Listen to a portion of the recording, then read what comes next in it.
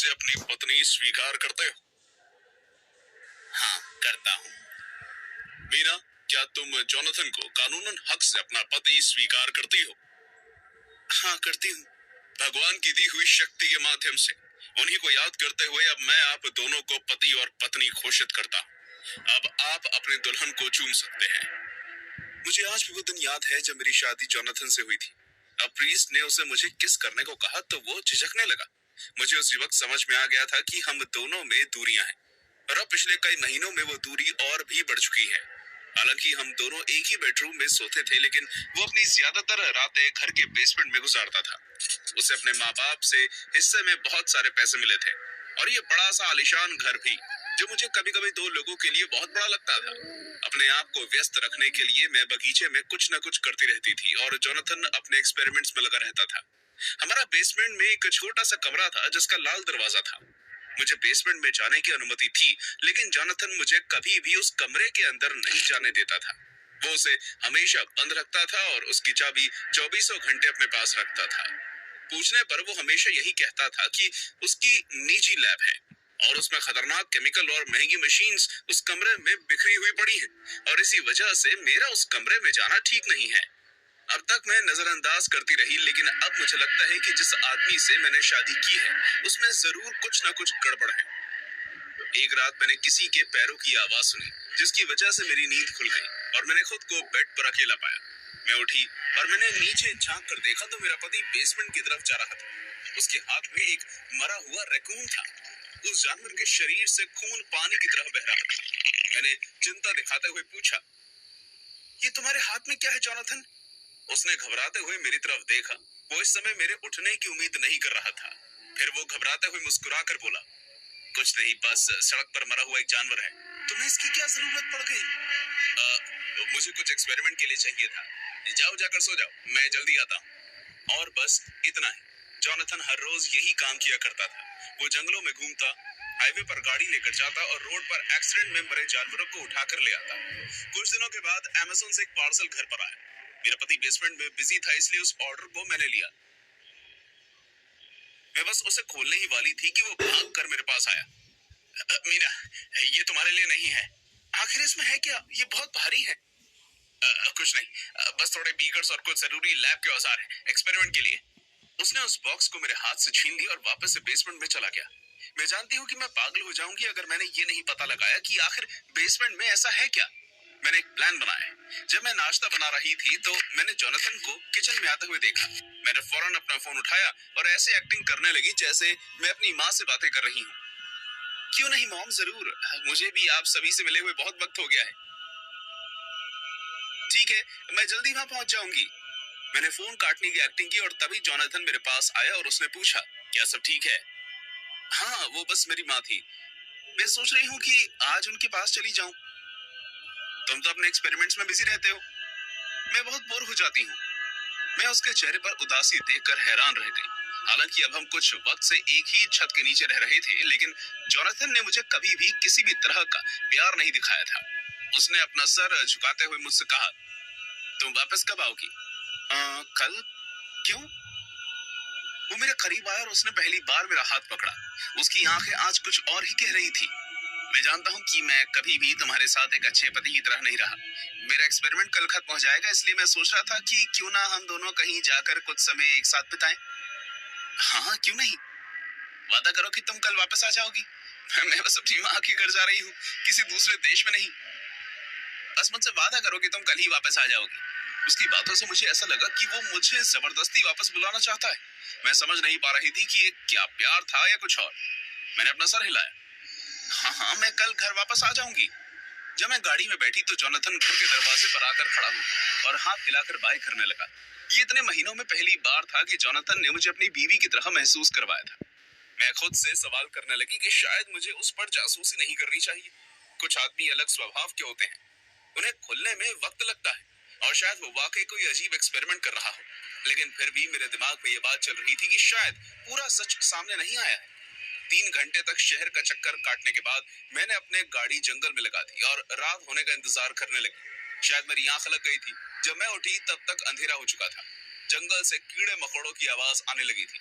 मैं गाड़ी से उतरी और अपने घर की तरफ जाने लगी। घर में सन्नाटा छाया हुआ था। मैंने बहुत ही ध्यान से दरवाजा खोला और अंदर घुस गई। मैं डर के मारे पसीने पसीने हो रही थी। मुझे नहीं पता था कि आगे क्या होने वाला था। मैं दबे पांव के साथ बेसमेंट की तरफ उतरने लगी। किसी पुराने सड़े हुए मीट की बदबू मेरे नाक में गई। लाल दरवाजे वाले उस कमरे में से मुझे अलग अलग तरह की आवाजें आ रही थी। इस बार वो कमरा बंद नहीं था। उस कमरे में से थोड़ी सी रोशनी बाहर भी झलक रही थी। मेरे घर पर ना होने की वजह से जोनाथन को आज रात पूरी आजादी मिल गई थी। मैं लाल दरवाजे के बाहर आकर रुक गई। मेरा दिल जोर जोर से धड़कने लगा। लंबी गहरी सांस लेकर मैंने अंदर झांक कर देखा। जोनाथन किसी चीज के आगे खड़ा था। मैं समझ नहीं पा रही थी कि वो क्या था। जमीन पर बहुत से अलग अलग जानवरों के शव, बाल और स्किन बिखरी हुई थी। इस बात का अंदाजा लगाने में मुझे कुछ सेकंड्स लग गए कि आखिर जोनाथन के हाथ में था क्या। एक बड़ी सी आंख। शायद जोनाथन ने उसे सड़क पर मरे किसी जानवर के शरीर से निकाला होगा। क्या वो उसे खाने वाला था? उसने धीरे धीरे अपना हाथ उठाया। मुझे यकीन था कि वो जरूर ही उसे खाने वाला है, लेकिन नहीं। दूसरी तरफ उसके हाथ में सुपर ग्लू की ट्यूब थी। उसने थोड़ी सी ग्लू उस आंख पर लगाई और फिर उसे अपने सामने खड़ी उस चीज में कहीं चिपका दिया। अभी तक जोनाथन की वजह से मैं उस चीज को ढंग से देख नहीं पा रही थी, लेकिन अब वो वहां से हिल चुका था। जो मैंने देखा उसे देखकर मेरे गर्दन के पीछे के रोंगटे खड़े हुए। डर की वजह से मैं कांपने लगी। कमरे के बीचों बीच एक मैनिक्विन रखा हुआ था, लेकिन वो मैनिक्विन हजारों आंखों से ढका हुआ था। कुछ आंखें छोटी थी तो कुछ बड़ी। किसी का रंग कुछ और था तो किसी का और। आखिर वो अलग अलग जानवरों की जो थी। उसे देखकर लग रहा था जैसे वो भयंकर सा हो, जिसमें एक एक पुतले को नकली आंखों से ढका गया। तो अमेज़न से ये आया था। जोनाथन ने मैनिक्विन ऑर्डर किया था ताकि वो अपनी कल्पना से इस अजीब एक्सपेरिमेंट को अंजाम दे सके। लेकिन हालांकि उसका पूरा शरीर ढका हुआ था, लेकिन जिस जगह वाकई आंखें होनी चाहिए थी वो जगह खाली थी। आंखों वाली जगह बिल्कुल खाली थी। उनमें कोई आंखें नहीं लगी हुई थी। जोनाथन ने अपनी कला को कुछ सेकंड्स तक निहारा और फिर उसकी तरफ देखते हुए हवा में चूमने लगा। उसे इस तरह बर्ताव करता देख मुझे उल्टी जैसा महसूस होने लगा। असली डर तो अब शुरू हुआ था। उसने एक लंबी शैतानी मुस्कान दी और फिर कहा, एक दिन और, बस एक और। जैसे ही मीना वापस आ जाएगी तुम्हें इंसान की आंखें भी मिल जाएंगी। तुम आखिरकार पूरे हो जाओगे। मैं बुरी तरह डर गई। मेरे हाथ ठंडे पड़ गए। मेरे पेट में गुदगुदी होने लगी। इसका मतलब है कि सुबह दिखाया हुआ वो प्यार, वो बर्ताव, कि वो मेरे साथ वक्त बिताना चाहता है, वो सब झूठ था। वो मुझे इसलिए वापस बुलाना चाहता था क्योंकि उसे मेरी आंखें चाहिए थी। मेरा पति किस हद तक पागल है। मैं उस घर से भाग जाना चाहती थी। मैं उस आदमी से दूर भाग जाना चाहती थी। मैं उसी तरह बाहर निकल गई जिस तरह मैं अंदर आई थी। जब मैं गाड़ी में बैठी और मैंने गाड़ी का इंजन चालू करने की कोशिश की, मेरे फोन पर जोनाथन का मैसेज आया। मैं तुम्हें कल देखने का इंतजार नहीं कर सकता। मुझे तुम्हारी बहुत याद आ रही है जान।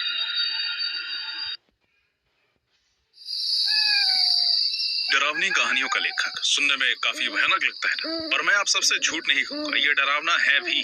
कम से कम शुरुआत में तो था ही। जब मैंने लिखना शुरू किया था तब मैं हमेशा सुबह के 4 से 5 बजे वाले टाइम में लिखा करता था, क्योंकि उस समय मेरा सबसे ज्यादा दिमाग चलता था और कहानियां अच्छी निकलती थी। लेकिन डर के मारे मैं बाथरूम और अलमारी के दरवाजे अच्छी तरह बंद करके ये कहानियां लिखता था, क्योंकि मुझे अपनी कहानी से ही डर लगता था। कुछ वक्त के बाद मैंने अपने YouTube चैनल के लिए सच्ची कहानियों पर काम करना शुरू कर दिया, और जैसे जैसे मुझे असली कहानियों का पता चलने लगा, मुझे और भी ज्यादा डरावने और अविश्वसनीय केसेस का पता चलने लगा।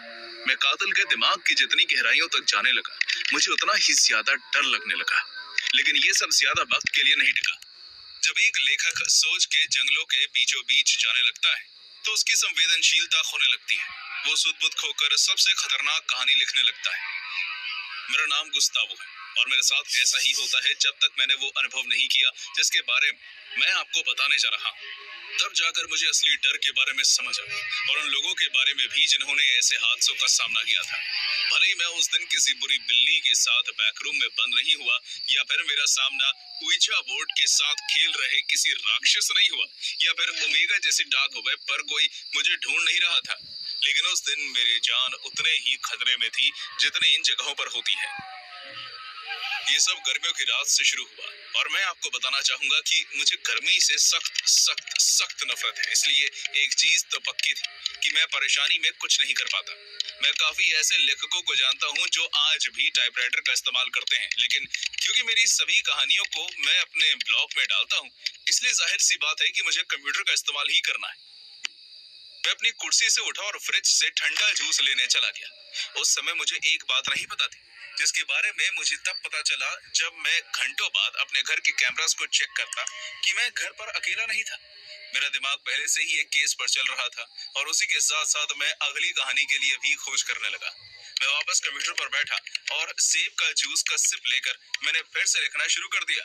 तब तक ज्यादा देर नहीं हुई थी कि मुझे मेरी गर्लफ्रेंड का कॉल आया, इस बात से अनजान कि मेरे पीठ पीछे क्या चल रहा था। हे, कैसी हो तुम? हाँ हाँ, क्यों नहीं, मैं बिल्कुल तुम्हारे साथ चल सकता हूँ। मैं कल सुबह बस स्टॉप पर तुम्हारा इंतजार करूंगा। बहुत बढ़िया, चलो मैं इस कहानी को खत्म करके तुम्हें स्काइप पर फोन करता हूँ, ठीक है? हाँ पक्का, लव यू। एक बार फिर घंटों बाद जब मैंने अपने घर का कैमरा देखा तो मुझे मालूम हुआ कि उस रात मेरी जान एक पागल आदमी के हाथों में थी। मैंने दोबारा लिखना शुरू कर दिया, लेकिन अचानक मेरा कुछ भी कंप्यूटर पर सेव किए बिना मेरे घर की लाइट चली गई। कम ऑन, क्या वाकई ऐसा मेरे घर कभी कभी होता था? क्योंकि घर का फ्यूज बॉक्स कुछ ज्यादा ही पुराना हो गया था और अब उसे ठीक करने के लिए मुझे बेसमेंट में जाना था। लेकिन मुझे नहीं पता था कि जो आदमी मेरे पीछे से निकल कर गया है वो ना सिर्फ सीधे बेसमेंट में गया है, बल्कि उसी की वजह से घर की सभी लाइट्स बंद हो चुकी हैं। मैं अंधेरे में बेसमेंट की सीढ़ियों से नीचे उतरने लगा। मैं धीरे धीरे नीचे उतर रहा था ताकि मैं गिर ना जाऊं। लेकिन मुझे एक बात तो माननी पड़ेगी कि मैं बहुत ही डरा हुआ था। अभी तक मैं खुशनसीब था कि लाइट हमेशा दिन में गई थी, क्योंकि रात में मेरे साथ ऐसा पहली बार हो रहा था।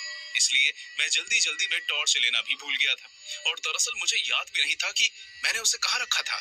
मैं एक एक करके सीढ़ी से उतरने लगा और खुद को समझाने लगा कि ये मेरा ही घर है और मेरे साथ कुछ गलत नहीं होगा। लेकिन सच तो ये था कि हर एक कदम के साथ मैं अपनी जिंदगी को और भी ज्यादा खतरे में डाल रहा था।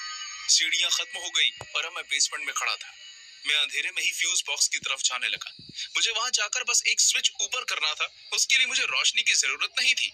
वो स्विच जो मुझसे बस कुछ ही कदमों की दूरी पर था, लेकिन उस दूरी को तय करने में ऐसा लग रहा था जैसे मीलों चलना पड़ रहा हो। जब मैं वहां पहुंचा तो मैंने अपने हाथ उठाकर उस स्विच को छूने की कोशिश की। लाइट वापस आ गई थी और मैंने एक चैन की सांस ली। मैं वापस आराम से सीढ़ियों की तरफ बढ़ने लगा और फिर से अपनी कहानी के बारे में सोचने लगा। क्योंकि लाइट जाने की वजह से मेरा बहुत वक्त खराब हो चुका था कि अचानक मैंने फ्यूज बॉक्स से एक आवाज आती हुई सुनी। इसलिए मैंने उसी तरफ देखने के लिए पीछे मुड़ा। मुझे विश्वास नहीं हो रहा था कि मैं क्या देख रहा था। एक आदमी मेरे घर के अंदर घुस आया था। मैं कुछ नहीं देख पा रहा था और मैं बहुत डर गया था, इसलिए मैं वहां से भागा। लेकिन तेज भागने की वजह से मेरा पैर फिसला और मैं बेसमेंट की सीढ़ियों के पास जा गिरा। घबराहट और पैर में चोट लगने की वजह से मैं इतनी हिम्मत नहीं कर पा रहा था कि मैं वापस उठकर सीढ़ियां चढ़ सकूं। इसलिए मैं पीछे की तरफ रेंगता हुआ आया और एक दीवार से सटकर छुप गया। बेसमेंट में सिर्फ एक छोटी सी जगह से थोड़ी बहुत रोशनी आ रही थी, लेकिन वो इतनी काबिल नहीं थी कि मैं ये समझ पाऊं कि मैं किस जगह था। मैंने शांत रहने की कोशिश की, इस बात की कोशिश की कि थोड़ी सी भी आवाज ना हो। मैं उस आदमी को और गौर से सुनने के लिए अपनी आंखें बंद कर लेता हूँ। वो आदमी अभी भी फ्यूज बॉक्स के पास ही खड़ा था, लेकिन अब वो मेरी तरफ आ रहा था। हर कदम किसी लोहे के पैर जैसा भारी सुनाई दे रहा था। मैंने एक लंबी सांस ली और अपनी छाती को जोर से दबा लिया और ये कोशिश करने लगा कि मेरी तरफ से जरा सी भी आवाज ना निकले। मैं चाहता था कि ना तो मैं डर की वजह से लंबी लंबी सांस लूं और ना ही रो दूं। उसी के साथ साथ मेरा डर और भी पक्का होने लगा, क्योंकि वो मेरा और करीब आ चुका था। एक कदम, दूसरा कदम, तीसरा कदम, वो मेरे बहुत करीब आ चुका था और अब मैं हर चीज और भी ज्यादा अच्छे से सुन पा रहा था। मेरे दिल की धड़कनें, मेरे खून का मेरे रगों में दौड़ना।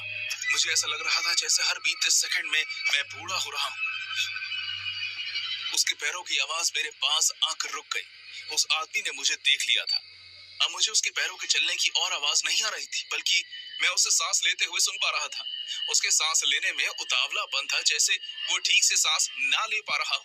कम से कम उस मास्क से तो नहीं जो उसने पहना हुआ था। मैंने सोचा कि मैं उससे लड़ूंगा, लेकिन मैं आपसे झूठ नहीं कहूंगा, मैं बहुत ज्यादा डरा हुआ था। मुझे उस आदमी के पीछे जाने की आवाज आने लगी। वो मुझे ढूंढ रहा था। मैंने इस मौके का फायदा उठाया और रेंगते हुए सीढ़ियों की तरफ जाने लगा, बहुत धीरे धीरे। मैं ये कर सकता हूँ, मैं यहाँ से निकलने में कामयाब हो सकता हूँ। मैं इतना घबराया हुआ था कि मैं भूल गया था कि बेसमेंट की चाबी अभी मेरे जेब में थी। मेरे इतने हिलने की वजह से वो मेरी जेब से फिसलकर एक सीढ़ी पर जा गिरी। इससे पहले वो और भी सीढ़ियों से गिरती, मैंने उसे पकड़ लिया, लेकिन तब तक नुकसान हो चुका था। वो आदमी मेरे तरफ भाग कर आने लगा और मैं एक आखिरी कोशिश करते हुए सीढ़ियों में भागने लगा, लेकिन उस आदमी ने मेरी टांग पकड़ ली और मुझे पीछे खींचने लगा। मैंने दरवाजे को पकड़ लिया और बहुत बार उसे लात मारी, जिस वजह से उस आदमी ने आखिरकार मुझे छोड़ दिया। जब वो गिरकर सीढ़ियों के आखिर में जा पहुंचा तो मैंने देखा कि उसने वापस मेरे ऊपर हमला करने की कोशिश नहीं की। वो रोशनी अब सीधे उसके मुंह पर पड़ रही थी और वो बस मुझे घूर रहा था। मैंने बाहर से दरवाजा बंद किया और पुलिस को फोन कर दिया। जब पुलिस मेरे घर आई और उन्होंने बेसमेंट का दरवाजा खोला, तब भी वो आदमी वैसे ही बैठा हुआ था। मास्क के नीचे वो एक आम आदमी की तरह ही था। उसमें कुछ भी अलग या अजीब नहीं था। वो एक आम चेहरा था जो आपके किसी पड़ोसी, दोस्त या फिर किसी रिश्तेदार का भी हो सकता है। जब पुलिस ने उससे पूछताछ की तो उसने बताया कि वो मेरा एक फैन था और किसी तरह उसने पता लगा लिया था कि मैं कहाँ रहता था और वो मेरी जिंदगी में इन कहानियों की एक छाप छोड़ना चाहता था। आप यही सोच रहे होंगे कि क्या वो आदमी मुझे डराने आया था, है ना? मैं बस आपको इतना ही बताना चाहूंगा कि उस आदमी पर कम से कम 10 खून का इल्जाम था। मैंने उस आदमी को दोबारा कभी नहीं देखा या सुना और ना ही मुझे कोई फर्क पड़ता था, लेकिन मुझे ये बात कहते हुए बहुत ही दुख हो रहा है कि उस दिन वो अपने मकसद में कामयाब हुआ। तो उस दिन के बाद से जब भी मैं कोई डरावनी कहानी लिखने बैठता हूँ तो उस आदमी के बारे में सोचता हूँ। जब वो मेरे पास आकर खड़ा हुआ था तब मुझे लगा था कि मैं इस भयानक सिचुएशन से कभी निकल नहीं पाऊंगा। यार फुटबॉल गेम तो गया। Give me red. Let's go. बात अगर लंबे चलने की हो तो सिर्फ न्यू एवर रेडी अल्टीमा। ये 2010 की गर्मियों की बात है जब मैं अपनी किशोरावस्था में आ ही रहा था। मेरी बड़ी बहन को पहला बच्चा होने वाला था, इसलिए मेरे परिवार वाले जल्दी से हॉस्पिटल आ गए थे। मेरे मॉम और डैड लगातार डॉक्टर से बात कर रहे थे और मेरे जीजा जी डिलीवरी कमरे के अंदर थे। मैं हॉस्पिटल की लॉबी में बैठा हुआ था। मुझे अपनी बहन के लिए थोड़ी चिंता हो रही थी। कुछ घंटों बाद डॉक्टर बाहर आए और उन्होंने कहा कि डिलीवरी होने में अभी देर है और उन्हें करीब 5 से 6 घंटे लग सकते हैं। मेरे डैड ने मेरी मॉम से कहा कि बेहतर होगा अगर हम लोग आज रात हॉस्पिटल में ही रुक जाएं, ताकि हम बेथनी के करीब रह सकें। हमने हॉस्पिटल की कैंटीन से अपने लिए सैंडविचेस लिए और एक नए मेहमान के आने का इंतजार करने लगे। तो मैं सिर्फ 11 साल का था, इसलिए मेरे लिए बोर हो जाना बहुत ही आसान था। मेरी मॉम हमारे रिश्तेदारों को फोन करने में व्यस्त थी और मेरे डैड हॉस्पिटल वालों से, और इस वजह से मेरे पास हॉस्पिटल में अकेले घूमने का एक अच्छा मौका था। लेकिन मैं जानता था कि मेरे पेरेंट्स इस बात के लिए कभी राजी नहीं होने वाले, इसलिए मैंने उनसे झूठ कहा। मैं अपने डैड के पास गया और मैंने उनसे कहा, डैड क्या आप मुझे सोडा पीने के लिए $1 देंगे? ये लो। उन्होंने मुझे पैसे दिए और वापस डॉक्टर से बात करने में लग गए। उन्होंने कभी उम्मीद भी नहीं की थी कि मैं रात के 1 बजे इतने बड़े हॉस्पिटल में अकेला घूमूंगा। जैसे ही मुझे $1 का वो नोट मिला, मैं सीधा सोडा मशीन की तरफ जाने के लिए निकल गया, जो दूसरे माले पर था। मेरी बहन की डिलीवरी तीसरे माले पर होने वाली थी, जहां मैटरनिटी वार्ड था। जैसे ही मैं दूसरे माले पर पहुंचा, मुझे एहसास हुआ कि रात के इस वक्त हॉस्पिटल कितना सन्नाटा से भरा था। रिसेप्शन पर एक लेडी थी जो अपने फोन पर वीडियोस देखकर हंस रही थी। उसने एक बार सर उठाकर मुझे देखा और फिर वापस अपने फोन में लग गई। मैं कॉरिडोर के आखिर तक गया और सोडा मशीन के सामने आकर रुक गया। मैंने $1 का नोट मशीन में डाल दिया। जैसे ही मैं सोडा निकालने के लिए बटन दबाने वाला था, मैंने डॉक्टर का कोट पहने 2 आदमियों को लिफ्ट से बाहर आते हुए सुना। वो काफी गुस्से में लग रहे थे और मैंने उनकी बातें भी सुनी। और फिर मैंने उनसे कहा कि साइक बोर्ड को बेसमेंट में बनाने की वजह है। वाकई कुछ इंसान तो कभी नहीं सीखते। हाँ, सच में उन्हें लगता है कि एक पेपर पास कर लेने से वो डॉक्टर बन गए, लेकिन वास्तव में आपको तब तक कुछ नहीं पता चलता जब तक आप असल जिंदगी में नहीं आते। गुस्से और बेचैनी से भरे 2 लोग आपस में बात करते हुए मेरे पीछे से गुजर गए। मुझे उन दोनों के बीच की बात का मतलब तो समझ नहीं आया, लेकिन एक चीज मेरे दिमाग में बैठ गई थी, वो ये कि हॉस्पिटल के बेसमेंट में एक साइक वार्ड भी है। उस वक्त मुझे ये साइंस के शब्द नहीं पता थे, इसलिए मुझे लगा कि साइक वार्ड का मतलब है कोई सीक्रेट लैब। इस जगह के लिए मेरे अंदर उत्सुकता बढ़ गई। मैंने अपने हाथ में सोडा का बॉटल उठाया और लिफ्ट में चला गया, लेकिन इस बार ऊपर जाने की बजाय मैंने नीचे का बटन दबाया। बेसमेंट लिफ्ट का दरवाजा अपनी हमेशा की तरह आवाज करते हुए खुला। मेरे सामने एक लंबा कॉरिडोर था जिसके आखिर में एक लाल रंग का दरवाजा था। एक आदमी सुरक्षा कर्मी के कपड़े पहने कुर्सी पर बैठा सो रहा था। बिना उसे जगाए मैं लाल दरवाजे तक पहुंच गया। दरवाजे के ऊपर एक साइन बोर्ड लगा था जिस पर बड़े बड़े अक्षरों से लिखा था साइक वार्ड। मैं उम्मीद कर रहा था कि उसके अंदर बहुत से साइंटिस्ट्स हाथ में बीकर लिए यहाँ वहां घूम रहे होंगे, लेकिन अंदर घुसने पर मुझे ऐसा कुछ नहीं दिखा। वो सिर्फ एक तस्वीर जैसा हॉल में था जिसकी लाइट्स पीले रंग की थी और वो झिलमिल हो रही थी। पेशाब की गंदी बदबू और केमिकल की गहरी महक की वजह से मेरे फेफड़े झूम से गए। हॉलवे के दोनों तरफ लाइन से केबिन बने हुए थे। मैंने अपने सोडा कैन से एक घूंट पिया और आगे चलने लगा। पहले कुछ केबिन में मुझे कुछ नहीं दिखा क्योंकि उनके दरवाजे बंद थे। फिर मैंने अपने बाईं ओर एक और कमरा देखा। वो पूरा खुला हुआ था। उसके अंदर से गहरी सांसें लेने की आवाजें आ रही थी। ये जो कहावत है कि बच्चे पागल होते हैं, मेरे ऊपर 100% बैठती है। मैं उस कमरे के आगे आकर रुक गया और देखने लगा कि वहाँ क्या है। वहाँ एक बिस्तर था और एक औरत थी। उस औरत को चेन की मदद से उस बिस्तर पर बांधा हुआ था। उसके हाथ और पांव लोहे की चेन से बंधे हुए थे। वो लंबी लंबी सांसें ले रही थी। हर बार सांस लेने और छोड़ने पर उसका हड्डियों वाला शरीर ऊपर से नीचे जाता। मैं पहली बार किसी हॉस्पिटल में नहीं आया था, इसलिए मुझे ये जानकर बहुत ही आश्चर्य हो रहा था कि इस तरह किसी मरीज को क्यों रखा गया है। मैंने एक और घूंट लिया जिसकी वजह से स्लर की आवाज हुई और अचानक उस औरत ने मेरी तरफ अपना सर घुमाया और अपनी बड़ी बड़ी डरावनी आंखें खोली। तुम क्या पी रही हो? मैं कभी उसका चेहरा नहीं भूल पाऊंगा। उसके शरीर पर जैसे खाल थी ही नहीं, उसका सर गंजा था। स्प्राइट। मैंने काफी समय से स्प्राइट नहीं पी। क्यों? तुम्हें इस तरह बिस्तर से क्यों बांधा हुआ है? मुझे नहीं पता। यहाँ के लोग बहुत ही क्रूर हैं। वो मेरे साथ किसी जानवर जैसा बर्ताव करते हैं। क्या तुम मुझे थोड़ा सा सोडा दोगे बच्चे? तुम भी इन लोगों की तरह क्रूर मत बनो। मेरे पास आओ और मेरे मुंह में थोड़ा सा सोडा डालो, प्लीज। मैं जिस दरवाजे से अंदर आया था, मैंने उस तरफ मुड़कर देखा। वो सुरक्षा कर्मी अभी भी बाहर ही था। पहले तो मुझे हिचकिचाहट होने लगी, लेकिन फिर मैं धीरे धीरे उसके पास गया। ये हुई ना बात। शाबाश, तुम बहुत ही नेक बच्चे हो। मेरे एक एक कदम उसकी तरफ बढ़ने पर उस औरत की आंखें और भी ज्यादा चमकने लगी। जब मैं उससे बस कुछ ही इंच की दूरी पर था, उसने अपना मुंह खोला और अपनी लाल जीभ बाहर निकाली और किसी सांप जैसी आवाज निकाली।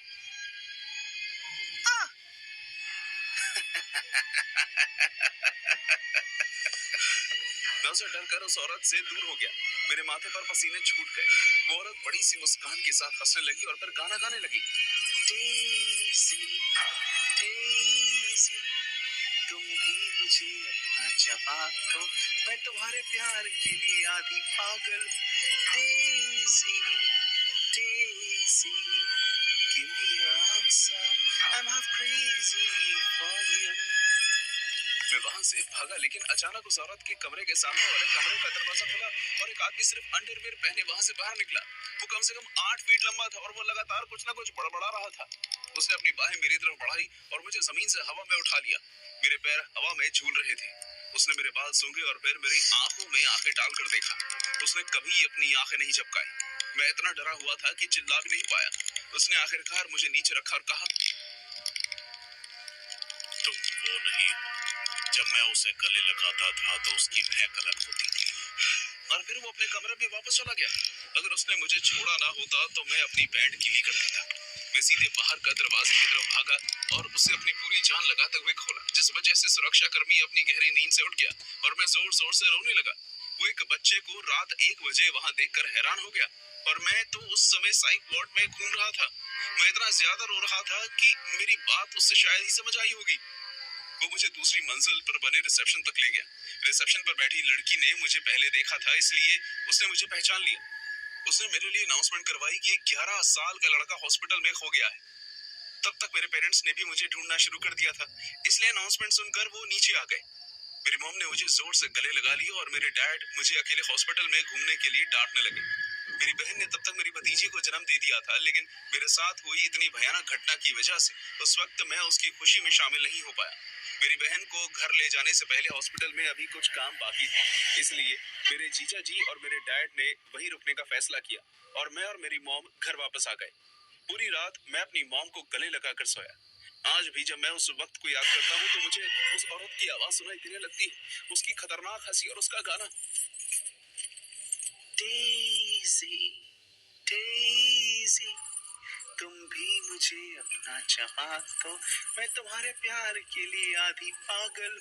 Daisy, daisy, give me your answer, I'm half crazy for you।